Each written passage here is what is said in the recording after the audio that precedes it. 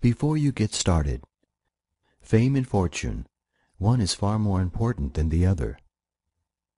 As perhaps suggested in the previous chapter, there are a handful of online copywriters who are very well known, like the five-figure copywriter who was mentioned.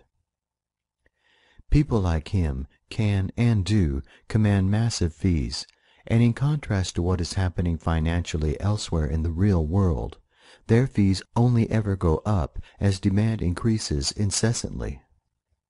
I will introduce you to a few of the acknowledged copywriting greats later, because they do have an integral part to play in this copywriting plan. However, the thing to understand is that for every well-known copywriter, there are hundreds of unknowns.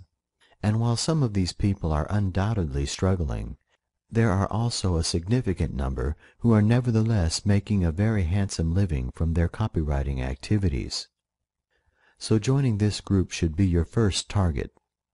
For example, I recently saw an ad from a copywriter who I did not know, who was offering to create a sales page for $7,500, discounted from his normal price of $10,000 per page.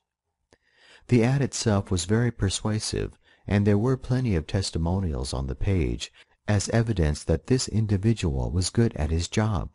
So, if I had been in the market for a copywriter, this would have been a very interesting offer. But what you should take from this is that you do not need to be a famous copywriter to make good money from this business. After all, if you charged only $5,000 for each page you write, which would definitely be a bottom-end fee for an experienced writer, and you picked up one commission every week, then you're looking at a business that will pull in just short of $250,000 a year, working from home. But I can't write. I guess that if one thing should be clear from what you have read so far, it is the fact that as the vast majority of sales pages are still heavily text-based, as opposed to sales pages where video is used to get the sales message across, you need to be able to write if you are to create sales pages like those that you should now be familiar with.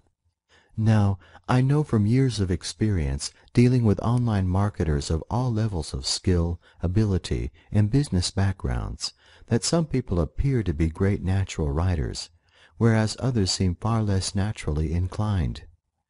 Seeing people to whom writing seems to come naturally can be depressing, and I have seen many people entirely dispirited because of it.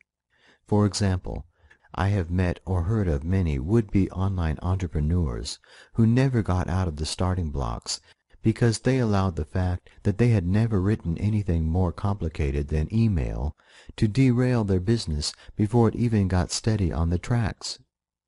But here is a very important factor to take on board, which might be the key to whether you succeed or fail as a copywriter. Very, very few people in online business, or indeed in any other walk of life, are naturally talented writers. As proof, many of the top copywriters in the business freely admit that rather than being naturally skilled writers and admin, what they were and are ordinary people who were willing to learn their craft and then practice so that they became just a little better with every passing day. It is completely unnecessary to be naturally gifted if you want to become a high-quality copywriter, because everything that you need can be learned. Indeed, trying to do things in any other way would be foolish and self-defeating, because if others have already done all of the hard work for you, and they have, why waste your time repeating what has already been done, reinventing the wheel, as this is commonly described? Maybe you can't write advertising copy at this moment, but by the time you have finished reading this book and have used the resources provided here, you will have everything you need to start creating top-drawer online advertising materials at your fingertips.